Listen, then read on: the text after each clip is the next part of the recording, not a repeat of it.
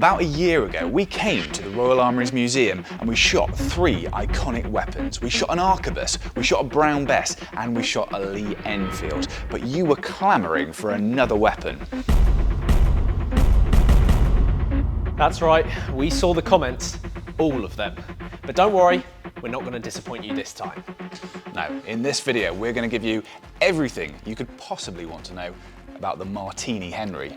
Don't say we don't spoil you.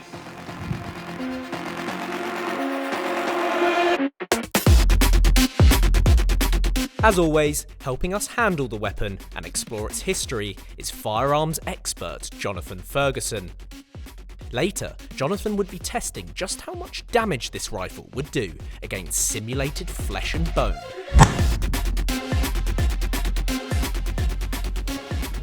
Nice. Oh, look at that. Fantastic. This should be everything you need to cover the history of the Martini-Henry. During the 1860s, several European armies began to equip their troops with modern breech-loading rifles, leaving behind the now outdated muzzle-loading musket, where the projectile had to be pushed down the barrel. By the turn of the decade, the British had adopted a breech-loading, single-shot, lever-action rifle, the Martini-Henry, named after Friedrich von Martini, a Swiss engineer, and Alexander Henry, a Scottish gunsmith. Produced at the Royal Small Arms Manufactory at Enfield, the Martini-Henry Rifle became the standard issue weapon for the British Army from 1871 until 1889, and was used in campaigns across the British Empire, in Afghanistan, the Far East, Sudan and South Africa. To fill in the gaps between the Brown Bess and Martini-Henry, we'd be relying on our expert. Right, Jonathan, last time we came to this place, we fired Brown Bess musket and then we sort of skipped ahead straight to the Lee-Enfield, the bolt action, and we left a pretty big gap, and our people in the comments section certainly reminded us of that fact. But we have now, potentially, can we fill that gap in for the audience? We can definitely fill in a fair bit of it, the important bits, I would say. Yeah. Cool. So the Brown Bess musket kind of leaves active service for the main army maybe in the 1820s, 1830s, is that about right? Yeah, well the interesting thing is this term Brown Bess, I've done some research into, regardless of all the nerdy variations that we're going to look at and that I talk about and know about, the general public, the soldiers, that they all refer to Brown Bess. They didn't care how it exactly worked. It was a long gun that you shoved the ammunition in the front of, basically. The key thing being smooth bore, really. So Brown Bess is used for everything from the thing you shot through the percussion era, the pattern 1842 musket, and the critical thing is the introduction of the, on a global sense, the Minié rifle. Okay. For the Brits, the main show there was the pattern 1853 Enfield, the first Enfield rifle that people might be aware of. It shows up in the American Civil War. It's pretty critical to firearms history. I have one behind me. Nice. Okay, let's see it. Oh, lovely. Nice. So we have many like this, but this is an important one. The important message here, this operates just like the old Brown Bess musket, the percussion version, but they were still calling Brown Bess. Lock, stock and barrel, very recognisable to the soldiers of the day. Yes, okay, we've got the advanced percussion lock that we had on the last version of Brown Bess. Yeah. But down the barrel are those spiral grooves. Now, back in the day, you would have to essentially jam the lead bullet into the grooves so that it will be twisted. Otherwise, it's just going to sort of rattle down the bore. It has to fit, to be spun, to be accurate, to be powerful. We had a hard time doing that last time as well. It looks very tight. It is. There you go. Go on. I think he would have been shot by now. Yeah, and that's with smooth bore. Yeah. So imagine now that you've got a really super tight fit where the grooves are biting into the lead. So what was the way around that? That was to create a new form of bullet, shaped like a bullet rather than a ball, okay, with a hollow base, and the gas pressure of firing makes the bullet fit the rifling. So it goes down the muzzle like a musket ball, easily. You ram it down with the rammer, just like you guys did. But then when it blasts out, it's expanding to fit those grooves, if that makes sense. And that doesn't sound like much, but it's revolutionary in terms of range, well, velocity and therefore range, accuracy, power at range. That's the first step of opening up the battlefield and starting to move away, just starting from the sort of old-fashioned, close-range, linear tactics. Suddenly we rattle through new ignition system, new rifling system, and then it's breech loading. Breech loading, yeah. Yes. So you can't get anything in the back of this. No. Why would you want to? Well, speed, for one. It's quicker to just insert a made-up cartridge. So instead of having your ignition sitting on this nipple, that's in the back of the cartridge now, and you just shove the cartridge in. But how do you do that? So we're getting closer to the Martini-Henry now, but not quite there yet. That's right. So the obvious thing to do there, to make it breech loading, instead of a percussion hole, basically. That's just a glorified touch hole at the end of the day. This is not, this is a firing pin. And the face of what used to be well, it's still a hammer, but that's now, instead of crushing a copper cap to fire the gun, it's hitting this plunger, and then inside, at the front end of the block, it pokes out and hits the cap in the back of the cartridge, just like a modern firearm. And do you load one bullet at a time? That's the limitation here. Okay. Yeah, we've moved to load it from the back, so greater rapidity of fire. You can load prone, so it's more convenient. It allows the weapon to be more efficient as well in terms of powder burning and all of that. Breech loading literally means you are popping the bullet in the back into a hole in the back of the gun. Just like once more onto the breech, the hole in the wall. It's the hole in the back of the barrel.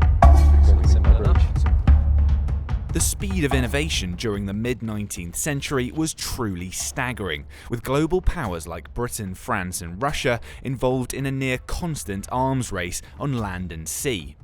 Within a few decades of the Napoleonic Wars, the British Army's standard issue weapon had evolved from a heavy smoothbore musket to a deadly rifle equipped with a new breech-loading ignition and rifling system. Without further ado, it was time to bring out the weapon we had come to see. Right, so this is the one we've all been waiting for. Yeah. This is everybody's favourite, I think. So this is the true Mark I. You see the one on the body there. We called it a body. And you can see it's starting to look slightly more like a Lee-Enfield rather than an old smoothbore musket, sort of in between. You're right to say that, because this is a two-piece stock. Once you've got a lot going on back here with the mechanism, you have to move away from that old Brown Bess style one-piece stock. But other countries, we're looking at early bolt actions, the Prussian Dreiser, the French chassepot.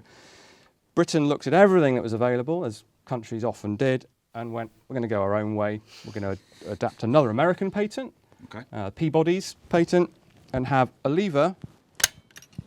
Push that lever down. You'll be doing that a bit later. And that opens up that breech. I've actually got here for you an example, inert, of an original round. It's a little tired. You can see how bumpy that looks. That was made from foil brass early on. Well, for the service life of the rifle, I should say. And we're going to see later on in the video what a bullet like this, the damage that it can do to simulated flesh and bone in this case. That's the plan. Yep, depending on what we hit. We haven't quite got the velocity of a modern rifle that is more consistent, but we'll see what we can do with it. And does this new sort of breech loading system, does it revolutionise warfare in a way? Does it change the tactics on the battlefield? Eventually, I think is the answer. So what this does is open up even more the battlefield, flatter shooting, longer range, or alternatively a bit more precision within that range. You have still got guys in red coats lining up and exchanging fire. Interesting.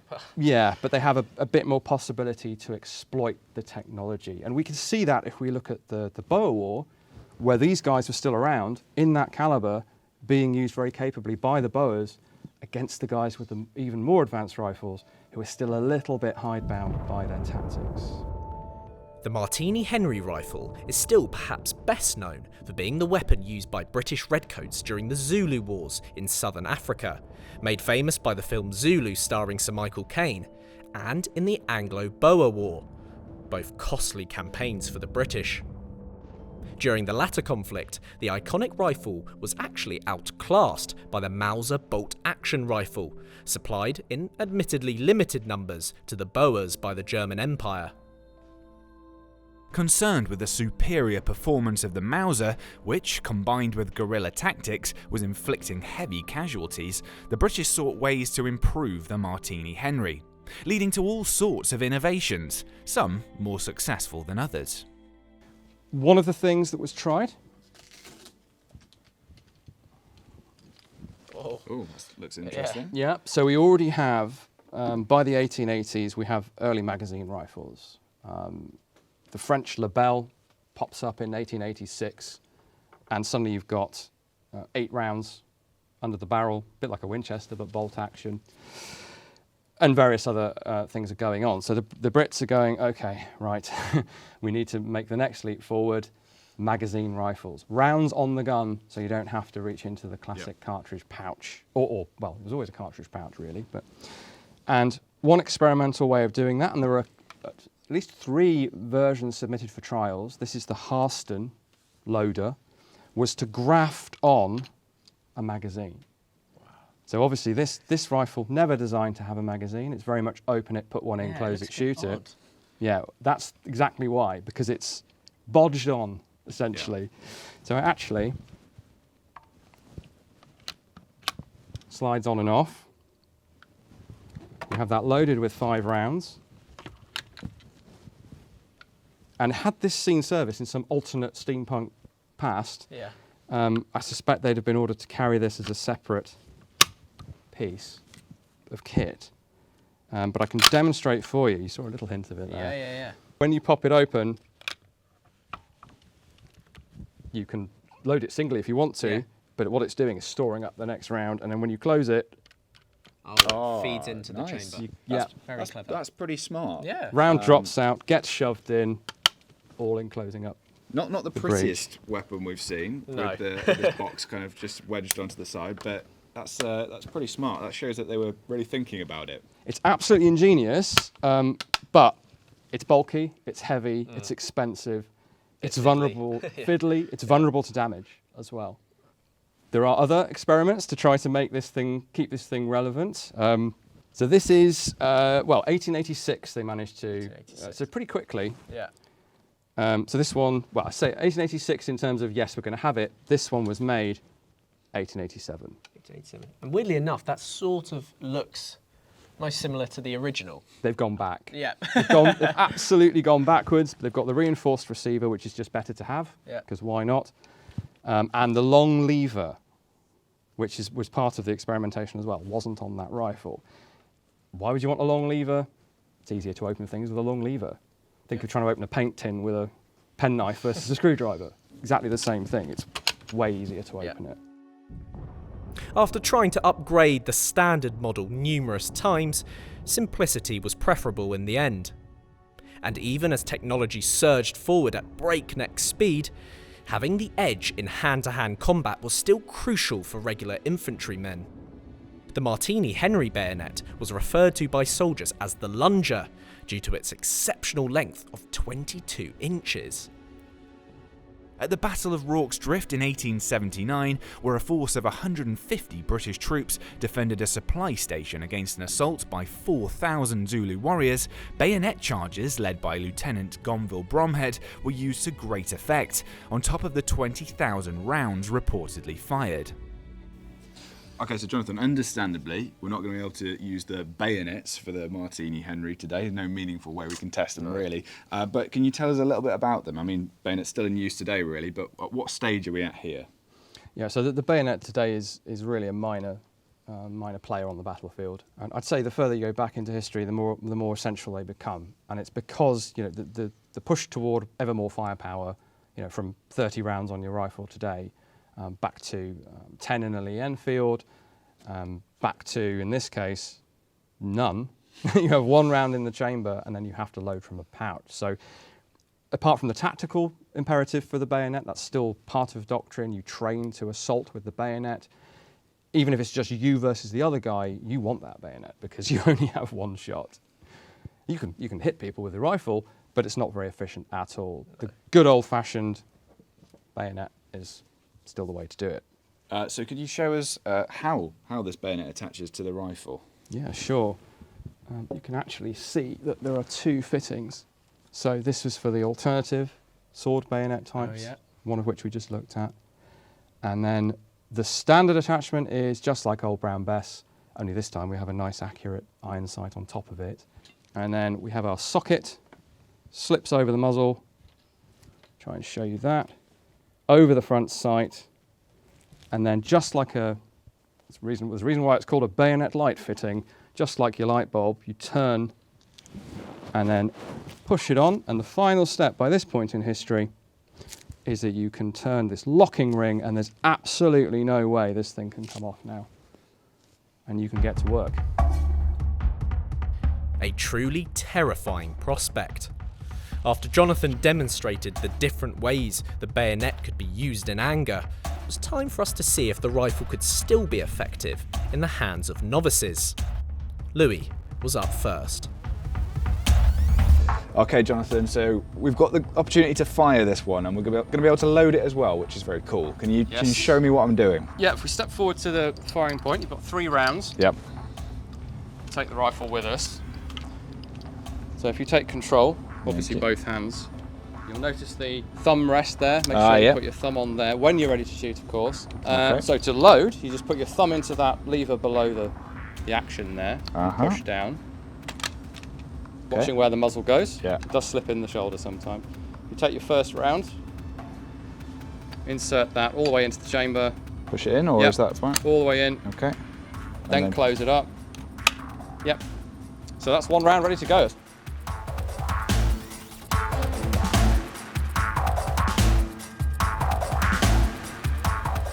Pulling her in tight. That is quite a kick.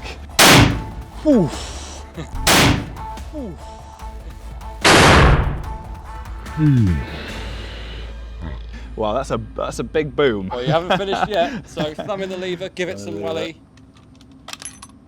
Okay. Some welly. Once that's happened, you just need to get that out of the way. Okay. And then second shot, load. Yeah. All the way in, lever up. Same point of aim. Don't worry if it's going high.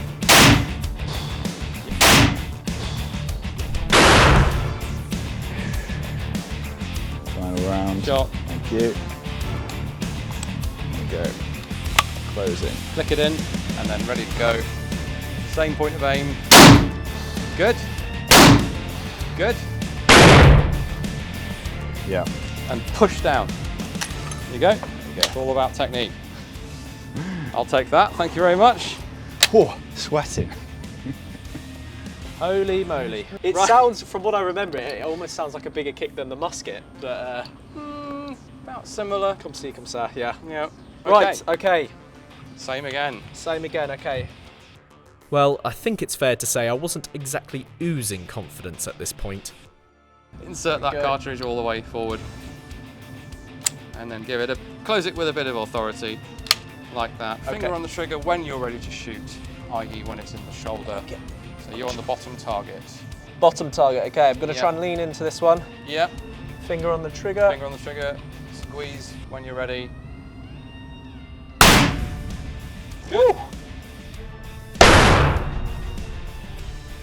Lever, good. Second round. In, push it in. That's it, close it up. Excellent, that went in, yeah. Back in. Same again, we'll do everything exactly the same.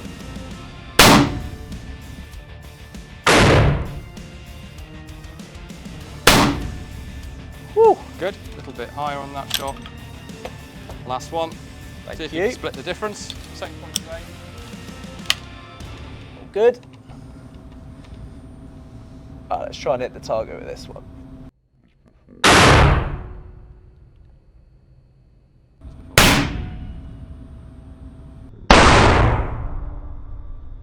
Good, I think you did split the go. difference actually. So final, didn't quite get it clear there. See the importance of giving it some... Is that really hot at the moment? You feel it?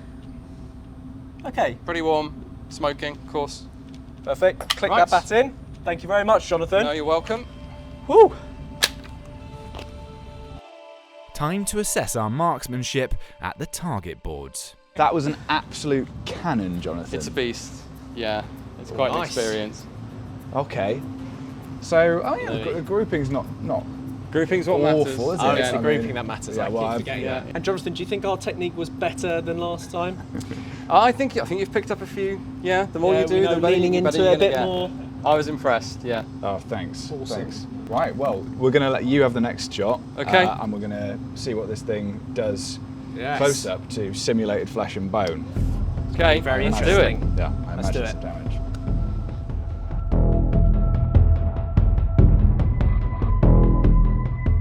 Today, we were using a gel block and a forensic simulated cortical bone as a target to demonstrate the deadliness of the Martini-Henry. At admittedly very close range.